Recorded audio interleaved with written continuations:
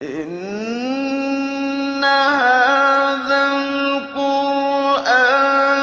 يهدي للتي هي أقوم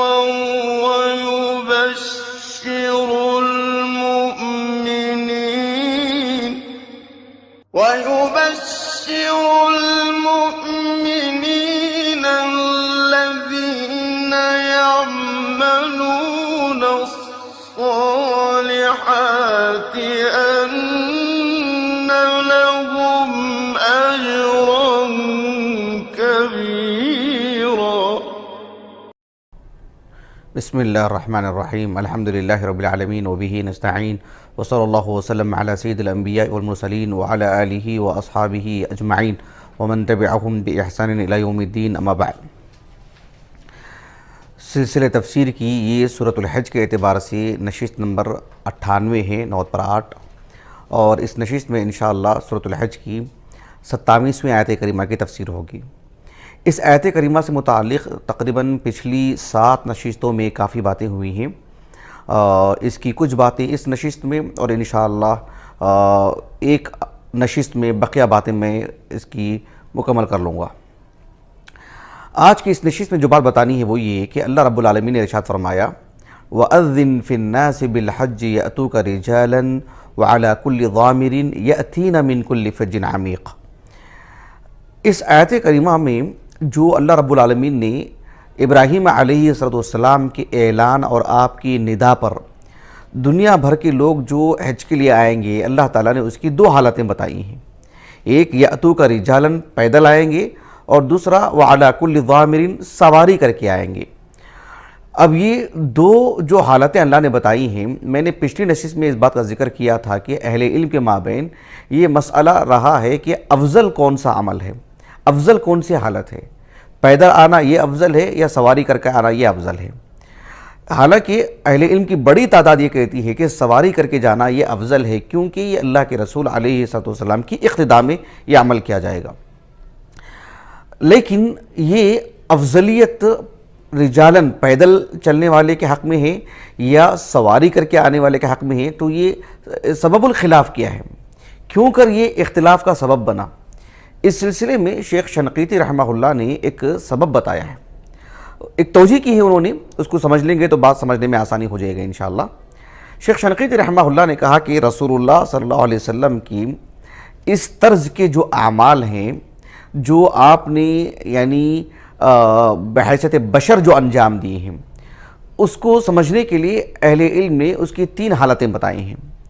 ایک یہ کہ آپ علیہ السلام نے کچھ امور کو انجام دی ہیں بحیثیت بشر، یعنی انسان کی زندگی کا وہ تقاضا ہے، جیسے انسان اٹھتا ہے، بیٹھتا ہے، کھاتا پیتا ہے، کہیں جاتا ہے تو سواری اختیار کرتا ہے، یہ انسان کی ضروریات ہیں، خالص انسان کی ضروریات۔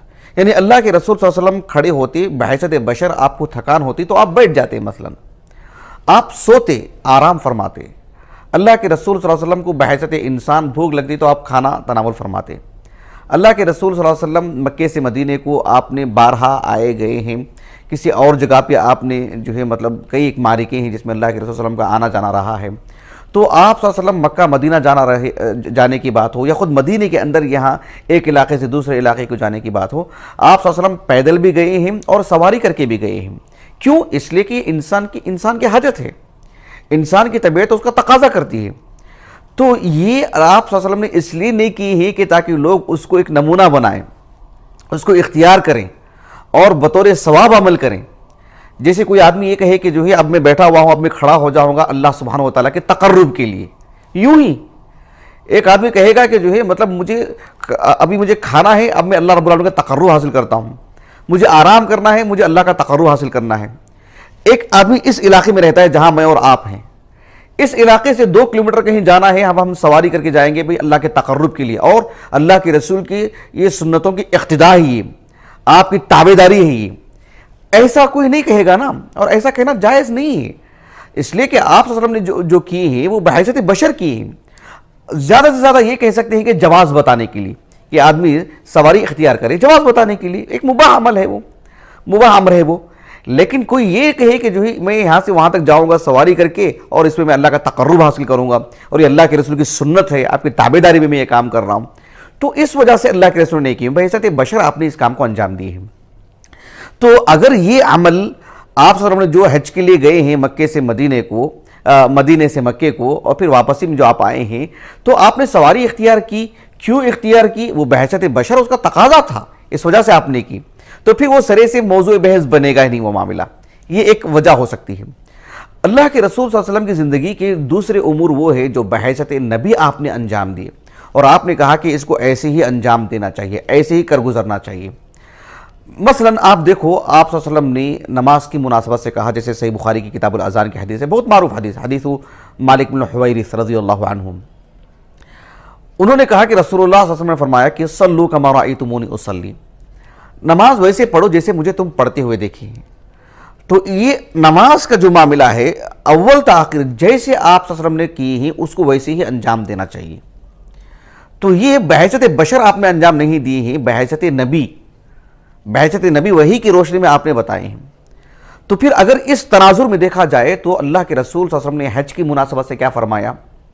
حج کی مناسبت سے یہ فرمایا، جیسے صحیح مسلم کی حدیث ہے، معروف کتاب الحج کی حدیث جابر، کہ لِتَأْخُذُوا عَنِّي مَنَاسِكَكُمْ، آپ سب نے جو ہے گویا کہ حج کے امور مجھ سے لو، مجھ سے سیکھو، خُذُوا عَنِّي مَنَاسِكَكُمْ، یہ الفاظ سنن بہقی کے ہیں۔ تو آپ صلی اللہ علیہ وسلم نے حج کا طریقہ مجھ سے سیکھنے کے لیے جو کہا نا کہ حج کا طریقہ مجھ سے لو، تو آپ صلی اللہ علیہ وسلم مکے سے مدینے کو جو پیدل نہیں گئے نا، سواری کر کے گئے، تو کیا وہ بھی اس کا حصہ ہے؟ لِتَأْخُذُوا عَنِّي مَنَاسِكَكُمْ، تو پھر اس مناسبت سے وہ افضل ہو جائے گا، کیوں؟ وہ اللہ کے رسول نے اس کو اختیار فرمایا، آپ پیدل نہیں گئے، آپ سواری کر کے گئے۔ یا پھر بحیثیت بشر آپ کو مکے سے مدینے سے مکے کو جانا تھا، آپ بحیثیت بشر آپ کو ضرورت تھی جو ایک سواری کی، تو آپ سواری کر کے گئے، تو پھر وہ اس میں وہ چیز داخل نہیں ہوگی۔ جیسے درمیان میں آپ کو پیاس لگی، پانی پی لیے، تو وہ ایک ضرورت تھی انسان کی، اس وجہ سے نہیں ہے کہ حج کو جاتے ہوئے پانی پینا آپ جو ہے اس کا ایک حصہ ہو گیا، تو سواری بھی اس کا حصہ مانا جائے گا، یا جو ہے وہ لِتَأْخُذُوا عَنِّي مَنَاسِكَكُمْ کا وہ حصہ مانا جائے گا۔ وہ اگر اس کا حصہ مانا جائے گا تو پھر تو وہ جو ہے مطلب وہ شرعی اعتبار سے سواری کرنا افضل ہو جائے گا۔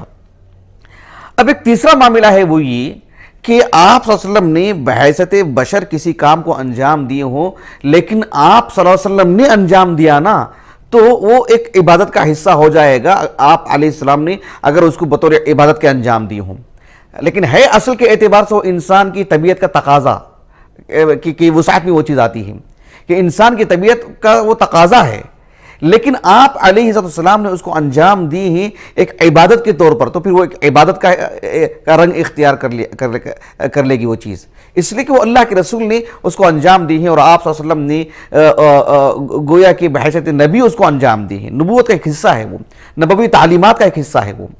مثلا آپ صلی اللہ علیہ وسلم نے نماز میں جسے ہم الاستراحہ کہتے ہیں، پہلی رکعت سے جب امام دوسرا سجدہ کر لیتا ہے، امام ہو یا منفرد ہو، دوسرا سجدہ کر لینے کے بعد استراحت، تھوڑی دیر بیٹھنا، پھر اٹھ کر کے کھڑے ہونا، آپ علیہ السلام نے اپنی زندگی کے آخری دنوں میں اس کو انجام دی، اور ایک بزرگی کی وجہ سے، ایک بڑھتی عمر کی وجہ سے، جسمانی اعتبار سے جو پرتھیرا پن ہے وہ دھیرے دھیرے جو ہے متاثر ہو رہا تھا، آپ علیہ السلام نے جو پہلی رکعت ہو اور تیسری رکعت ہو، سرے سے کھڑے ہونے کے بجائے آپ نے استراحت فرمایا، پھر آپ کھڑے ہوئے، تو یہ ایک انسانی طبیعت کا تقاضا ہے وہ، لیکن اللہ کے رسول صلی اللہ علیہ وسلم نے اس کو انجام دیے اس میں، اور آپ نے فرمایا کہ صلوا کما رأیتمونی اصلی، تو اس کا وہ ایک حصہ ہے وہ۔ اہل علم کے مابین بہرحال اس مسئلے کو کر کے اسی وجہ سے اختلاف ہے کہ اس کو کیا مانا جائے گا۔ بحیثیت بشر آپ نے انجام دیا ہے تو ان کی ایک تعویل ہے، تو انہوں نے کہا کہ بحیثیت بشر آپ نے اس کو انجام دیا ہے، تو وہ نماز کا حصہ کیسے ہوگی وہ چیز؟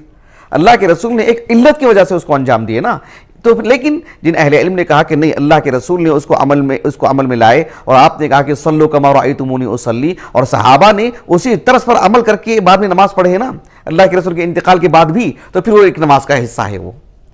آپ علیہ السلام جب مدینے سے مکے کو آئے حج کے لیے، اور اس سے قبل بھی فتح مکہ کی مناسبت سے، تو آپ جہاں سے داخل ہوئے وہ کدا نامی علاقہ ہے، جہاں سے آپ داخل ہوئے، کدا کاف پر جو ہے فتحہ اور دال کے بعد الف، یعنی الف ہے ممدودہ جسے کہتے ہیں، لیکن جہاں سے آپ خروج کے، جہاں سے آپ نکلے، مکے سے نکلنے کا جو راستہ ہے وہ ہے قدا، یعنی کاف پر ضمہ اور جو ہے دال جو ہے اس کے بعد جو ہے الف ممدود، الف مقصورہ ہے، قدا، وہاں سے آپ خروج فرمائیں۔ تو کیا یہ آپ علیہ السلام بشر، آپ سے وہاں دخول کرنا، داخل ہونا، وہاں سے خروج کرنا، نکلنا طبعی اعتبار سے یہ آپ کے لیے آسان تھا، وہی راستہ تھا، وہی گنجائش تھی، یا وہ ایک عبادت کے طور پر اس کو مانا جائے گا؟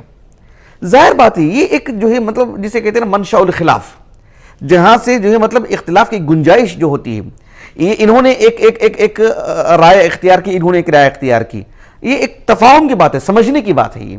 تو یہ کچھ مثالیں تھیں اس سلسلے میں۔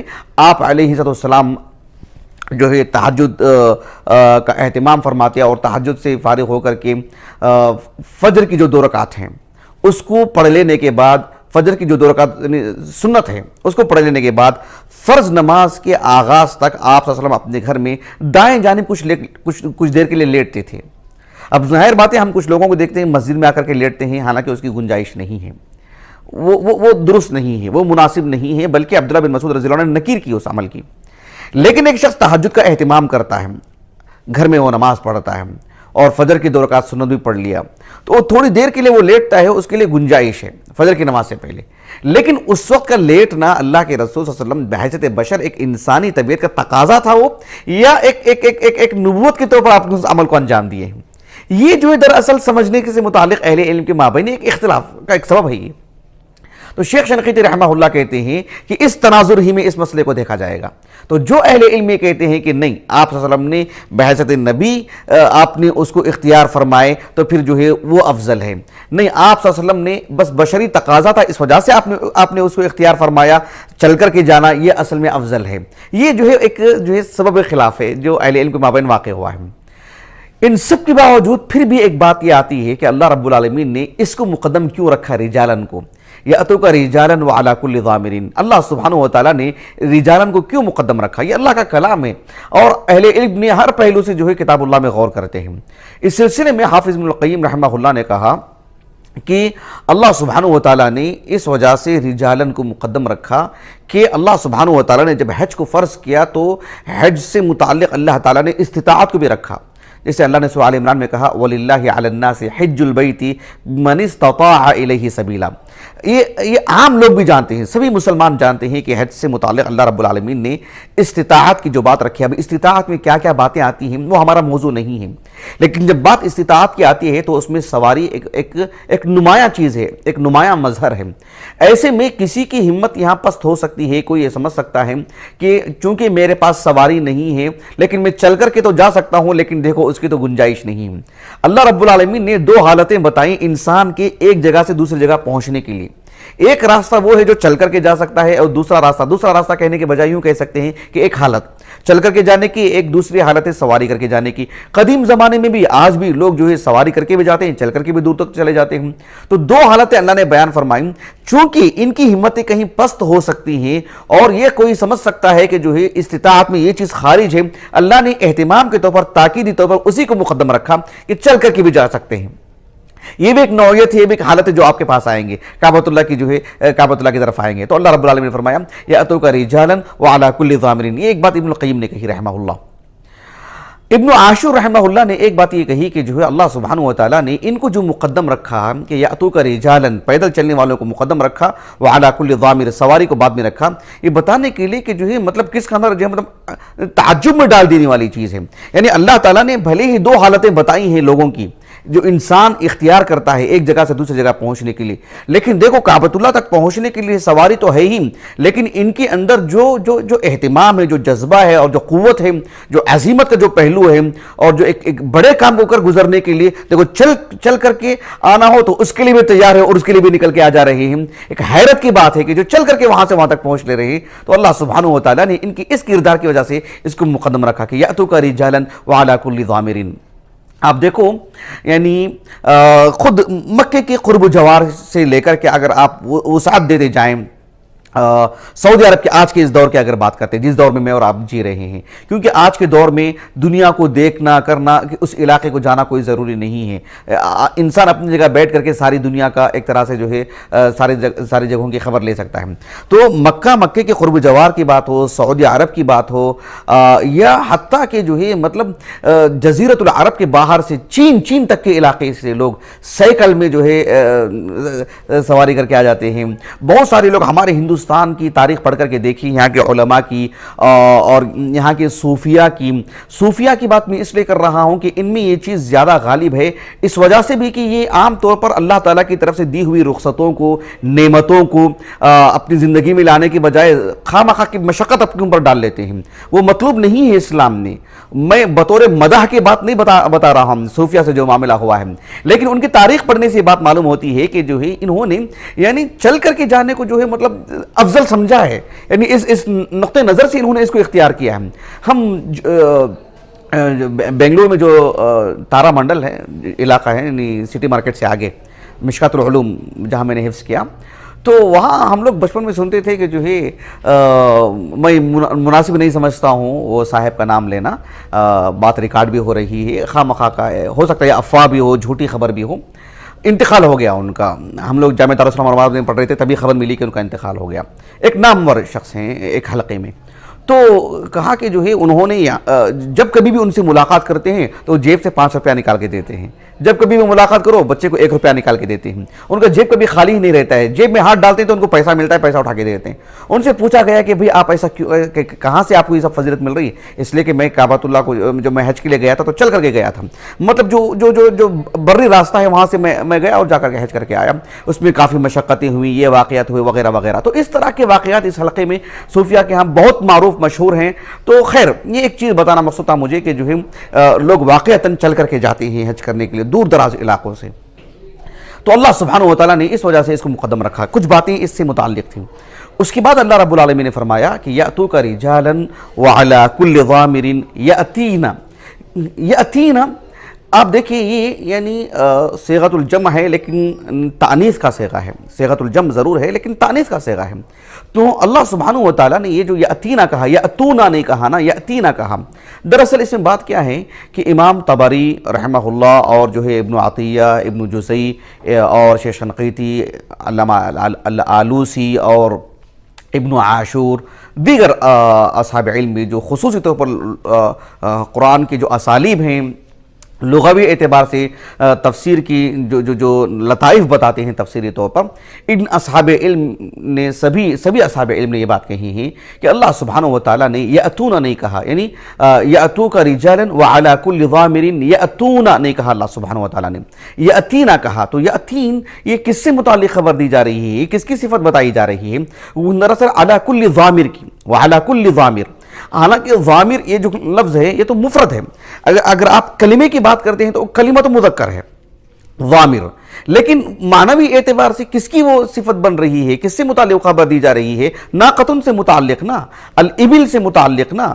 تو ناقتن دراصل وہ ناقہ نہیں ہے، وہ النوق، جمع پر دلالت کرنے والی چیز ہے۔ کیسے معلوم ہوا جمع پر دلالت کرنے والی چیز؟ یعنی کل علی کل ضامر کہا، الکل یہ تو جمع پر دلالت کرتا ہے، عموم کو معنی آتا ہے اس کے اندر، تو جمع پر دلالت کرتا ہے۔ تو اس وجہ سے اللہ سبحانہ و تعالیٰ نے کہا کہ وعلی کل ضامر یأتین، یعنی گویا کہ یأتین میں جو بات کی جا رہی ہے وہ صیغۃ الجمع ہے۔ تو صیغۃ الجمع کیوں؟ کل ضامر، علی کل ضامر، تو وہ کل جمع پر دلالت کرتا ہے، یہ بات ہے۔ البتہ وعلی کل ضامر، کل ضامر اگر ہم بات کریں تو اس کا مطلب یہ ہوتا ہے کہ جماعات کے معنی میں، رواحل کے معنی میں، ضوامر کے معنی میں، یعنی کثرت کے معنی میں، یعنی وہ کہ متعدد سواریاں آئیں گی۔ تو یہ جو الرواحل ہے اس اعتبار سے یأتینا ہے، جماعات اس اعتبار سے یأتین ہے۔ یہ جماعت یعنی جماعت کے معنی کیا ہے؟ جماعت وہ اس سے مفرد ہے اور جماعت جمع ہے، اس کی جمع ہے۔ تو جماعت جو کلمہ ہے اس اعتبار سے یأتین وہ جو ہے فعل لایا گیا ہے۔ یہاں اللہ سبحانہ و تعالیٰ نے فرمایا کہ یأتوک رجالا وعلی کل ضامر، یہ جو الکل ہے عربی زبان میں آپ دیکھیں کہ جس کی طرف یہ مضاف بن کر کے آ رہا ہے، جس لفظ کی طرف، جس کلمے کی طرف، اس میں جو معنی بیان کیا جا رہا ہے وہ جو جنس ہے اس جنس کا احاطہ کر لیتا ہے کل. یعنی جب ہم کہتے ہیں کل شیئن، کیا مطلب ہے؟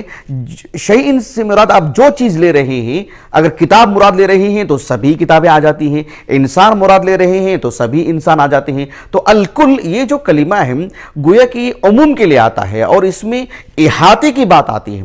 لیکن قرآن مجید میں اس کا جو استعمال ہوا ہے، حالانکہ آپ دیکھو صاحب القاموس تتاج العروس میں آپ اٹھا کے دیکھو، اس میں انہوں نے یعنی الکل کو یعنی بعض کا ضد مراد لیا ہے. انہوں نے بعض کہتے ہیں ایک جز کو، اور الکل کہتے ہیں گویا کہ احاطہ کر لینا مراد ہے. لیکن قرآن مجید میں الکل جو استعمال ہوا ہے وہ صرف احاطے پر نہیں بلکہ کثرت پر دلالت کرتا ہے. ایک ہوتا ہے آپ کسی چیز کا احاطہ کر لے رہے ہیں، ایک ہوتا ہے بس کثرت بتلانا مقصود ہوتا ہے. یعنی جامعہ میں کتنے طلبہ ہیں، سبھی طلبہ کو آپ احاطہ کرنا ایک مسئلہ ہوتا ہے، اس میں سے کثرت کو لینا ایک دوسرا مسئلہ ہوتا ہے. تو قرآن مجید میں الکل یہ کثرت پر بھی دلالت کرتا ہے، اور جب اللہ سبحانہ وتعالیٰ کے حق میں یا اللہ سبحانہ وتعالیٰ کسی بات کو بتاتے ہیں اپنی قدرت اور اپنی احاطے کی بات بتانا مقصود ہوتا ہے تو پھر وہاں احاطے کی بات آتی ہے. لیکن قرآن مجید میں آپ دیکھو کہ الکل کا لفظ استعمال ہوا ہے. کیونکہ یہ بات کیوں بتا رہا ہوں میں؟ اللہ سبحانہ وتعالیٰ نے کہا وَعَلَى كُلِّ ضَامِرٍ، تو دنیا بھر میں جتنی سواریاں ہیں سب کو احاطہ کی ہوئی ہے کیا؟ نہیں. کل کا لفظ جو ہے مطلب گویا کہ کثرت پر دلالت کر رہا ہے، احاطے پر نہیں. یہی بات تقریباً سبھی مفسرین نے کہا ہے رحمہم اللہ اجمعین. قرآن مجید میں اللہ سبحانہ وتعالیٰ نے ایک جگہ پر فرمایا سورۃ النحل میں، یعنی جو نحلہ ہے نا شہد کی مکھی، اس کو خطاب کرتے ہوئے اللہ تعالیٰ نے کہا کہ ثم کلی من کل الثمرات. تو الکل وہ کس پر دلالت کر رہا ہے؟ احاطے پر، عموم پر نہیں بلکہ کثرت پر دلالت کر رہا ہے. ورنہ یہ ناممکن سی بات ہے کہ شہد کی مکھی دنیا میں جتنے کچھ جو ہے مطلب پھل ہیں سب سے جا کر کے ورث سے اس کے ہر مکھی وہ جا کر کے کرے، فعلاً ناممکن سی بات ہے. اللہ سبحانہ وتعالیٰ نے خود ایسے نظام نہیں رکھے ہیں. تو کل عربی زبان کا لفظ ہے لیکن دلالت کس پر کر رہا ہے؟ احاطہ پر نہیں بلکہ کثرت پر دلالت کر رہا ہے. اللہ سبحانہ وتعالیٰ نے ایک اور مقام پر فرمایا، جیسے آپ دیکھو سورۃ النمل میں، یعنی وہ جو آیت کریمہ ہے وَوَرِثَ سُلَيْمَانُ داود وقال یا ایہا الناس علمنا منطق الطیر وَأُوتِينَا من كل شيء. سلیمان علیہ السلام کو اللہ سبحانہ وتعالیٰ نے کیا؟ وَأُوتِينَا من كل شيء. سلیمان اور داؤد کو اللہ رب العالمین نے دنیا کی ساری چیزیں دے دی تھی. اللہ سبحانہ وتعالیٰ نے نہیں بلکہ ملک کے لیے، جہاں بانی کے لیے، ایک حکمرانی کے لیے، فرمان روائی کے لیے جو چیزوں کی ضرورت ہوتی ہے اللہ سبحانہ وتعالیٰ نے وہ سب ان کو چیزیں دی ہیں، وہ مراد ہے ان کو. ورنہ جب انہوں نے یہ بات کہی تو کیا اس وقت وہ جو ملکہ سبا تھی اس کی ساری سلطنت ان کی زیر نگی تھی؟ نہیں تھی نا.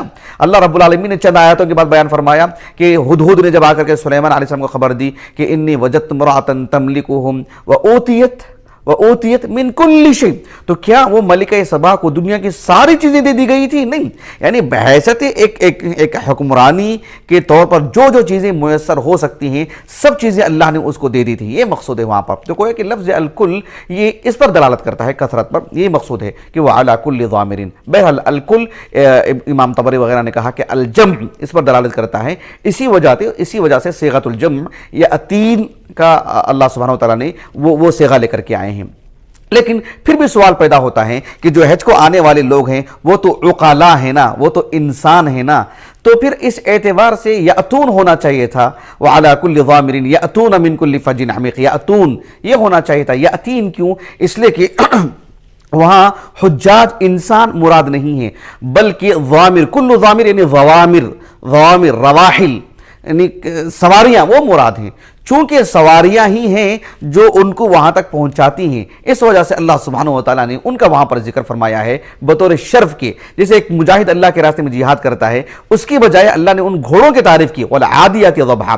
فی نفسی وہ جہاد نہیں کرتے ہیں نا، مجاہد ان پر سوار ہوتا ہے، لیکن ان کو کیوں ذکر کیا اللہ تعالیٰ نے؟ بطور شرف کے. یہ کچھ باتیں تھیں. اس آیت کریمہ سے متعلق ایک بات رہ گئی ہے کہ من کل فج عمیق، اس سے متعلق تفصیلی باتیں انشاءاللہ میں آنے والی نشست میں آپ کے سامنے رکھوں گا. اللہ تعالیٰ سے دعا ہے کہ اللہ سبحانہ وتعالیٰ ہماری اس نشست کو ہمارے اساتذہ، ہمارے والدین، ہمارے کل معاونین، مشاہدین، ہمارے اہل خانہ ہمارے لیے ذخیرہ آخرت بنائیں، ہمارے حسنات میں شمار فرمائیں. اللہ سبحانہ وتعالیٰ اللہ کے تقرب کے لیے اور اللہ سبحانہ وتعالیٰ کی کے لیے خالص ہو کر کے اس کو انجام دینے کی توفیق عطا فرمائیں. ہمارے معاون خاص حافظ سید عبدالمتین ابو عوانہ کو اللہ رب العالمین اجر عظیم سے نوازے. سبحانک اللہم و بحمدک، اشہد ان لا الہ الا انت، استغفرک و اتوب الیک.